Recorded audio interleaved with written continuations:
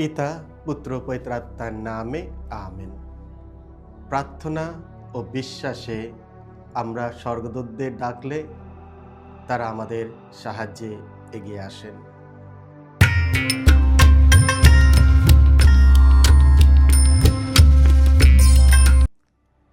খ্রিস্টে আমার পরম প্রিয়জনেরা, আজ সেপ্টেম্বর মাসে 29 তারিখ সোমবার। আর আজকে ডেলি মান্না ঈশ্বরের বাণী প্রতিদিন নেওয়া হয়েছে যোহন রচিত মঙ্গল সমাচার থেকে 1 অধ্যায় 47 থেকে 51 পদ। এসো ভক্তিভাবে আজকের বাণীটি শুনি। নাথানায়েলকে আসতে দেখে যিশু তার সম্বন্ধে বললেন, ওই দেখো একজন খাঁটি ইসরায়েলি, যার মধ্যে কোনো ছলনাই নেই। নাথানায়েল জিজ্ঞাসা করলেন, আপনি কি করে আমাকে চিনলেন? উত্তরে যিশু তাকে বললেন, ফিলিপ তোমাকে ডাকবার আগে তুমি যখন সেই আরজির গাছের তলায় ছিলে, তখনই তোমাকে আমি দেখেছিলাম। নাথানায়েল উত্তর দিলেন, গুরুদেব, আপনি সেই ঈশ্বর পুত্র, আপনি ইসরায়েলের সেই রাজা। উত্তরে যিশু তাকে বললেন, তোমাকে সেই আরজির গাছের তলায় দেখেছি, এই কথা বললাম বলেই কি আমার ওপর তোমার এমন বিশ্বাস জন্মালো? এর চেয়ে কিন্তু অনেক বড় কিছুই দেখতে পাবে তুমি।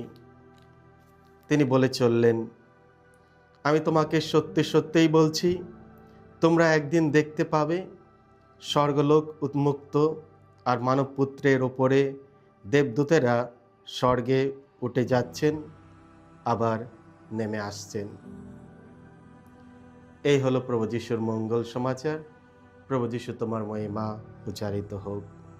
খ্রিস্ট আমার পরম প্রিয়জনেরা, আজ খ্রিস্টমণ্ডলী উদযাপন করছে মহাদূত মাইকেল, গাব্রিয়েল ও রাফায়েলের পার্বণ।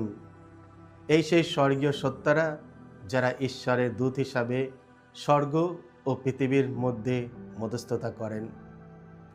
বাইবেলের বিভিন্ন গ্রন্থে স্বর্গদূত অথবা দেবদূতের অদৃশ্য উপস্থিতি ও নানা কর্মের কথা উল্লেখিত আছে। আজ আমরা বিশেষভাবে 3 জন মহাদূতের কথা স্মরণ করি, মাইকেল, গাব্রিয়েল এবং রাফায়েল, যাদের ঈশ্বর বিশেষ বিশেষ দায়িত্বে অর্পণ করেছেন। এরা কেবল দূরবর্তী স্বর্গদূত নয়, এরা আমাদের আত্মিক যাত্রার মহাসঙ্গী। প্রার্থনা ও বিশ্বাসে আমরা তাদের ডাকলে তারা আমাদের সাহায্যে এগিয়ে আসেন। প্রকাশিত বাক্যে আমরা পড়ি, স্বর্গীয় সত্তারা অবিরাম ঈশ্বরের মহিমা গান করে চলেছেন। মহাদূত মাইকেল।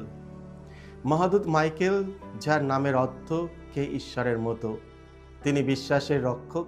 তবে তার নামের উল্লেখ পাওয়া যায় প্রবক্তা দানিয়েলের গ্রন্থ ও সাধু যোহনের প্রত্যাদেশ গ্রন্থে।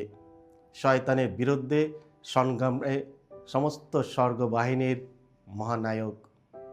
তিনি এক মহাশক্তিশালী যোদ্ধা হিসাবে অন্ধকারের শক্তির বিরুদ্ধে আমাদের রক্ষা করেন। চলুন পৃথিবীর দুষ্ট শক্তির সঙ্গে আত্মিক সংগ্রামে আমরা তার সাহায্য কামনায় প্রার্থনা করি। মহাদূত গাব্রিয়েল। মহাদূত গাব্রিয়েল, যার নামের অর্থ ঈশ্বর আমার শক্তি, তিনি ঈশ্বরের প্রকাশিত বাণীর দূত।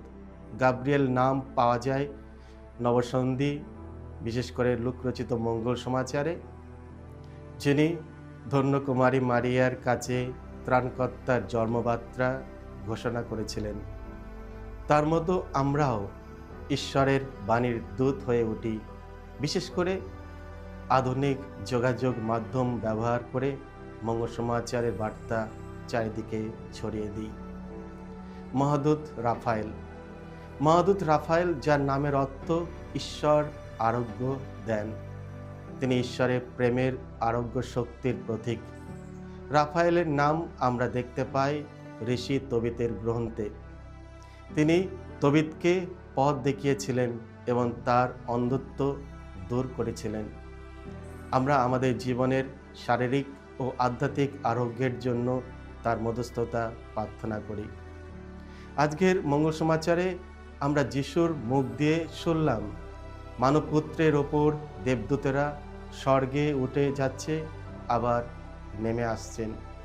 তারা প্রথমে ঈশ্বরকে সেবা করার জন্য ঊর্ধ্বগমন করে বা ওপরে উঠে যাচ্ছে, আর অবতরণ করে বা নিচে নামে মানবজাতিকে ঈশ্বরের পক্ষ থেকে সেবা করতে বা সাহায্য করতে।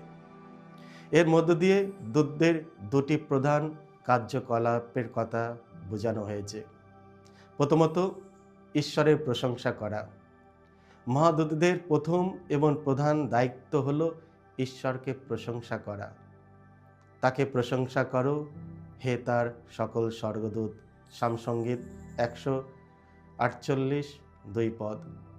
পবিত্র মিশাই পুরোহিত আমাদের স্মরণ করিয়ে দেন যে যখন আমরা পুণ্য পুণ্য পুণ্য গানটি করি, তখন আমরা স্বর্গদূতদের সঙ্গে মিলিত হয়ে ঈশ্বরকে মহিমা জানাই, তার প্রশংসা করি। দ্বিতীয় কাজ, মানুষদের সাহায্য করা। তাদের দ্বিতীয় কার্যকলাপ হলো পৃথিবীতে অবতরণ করে মানুষের কাছে ঈশ্বরের সাহায্য পৌঁছে দেওয়া। মহাদূতদের মতো আমরাও যেন অন্যদের প্রয়োজনের সময় সাহায্যের হাত আমরা যেন বাড়িয়ে দিই, যাতে আমাদের মাধ্যমে তারা ঈশ্বরের আশীর্বাদ অনুভব করতে পারে। এসো আমরা মহাদূত মাইকেল, গাব্রিয়েল ও রাফালের মধ্যস্থতায় প্রার্থনা করি, যাতে আমরা যেন ঈশ্বরের মহাদূতদের রক্ষাবেক্ষণে দৃঢ় পদক্ষেপে মুক্তির পথে যেন এগিয়ে চলতে পারি। স্বর্গদূতরা সবসময় আমাদের পাশে রয়েছেন, অদৃশ্যভাবে আমাদের সাহায্য করেন, ঈশ্বরের আশীর্বাদ আমাদের নিয়ে আসে।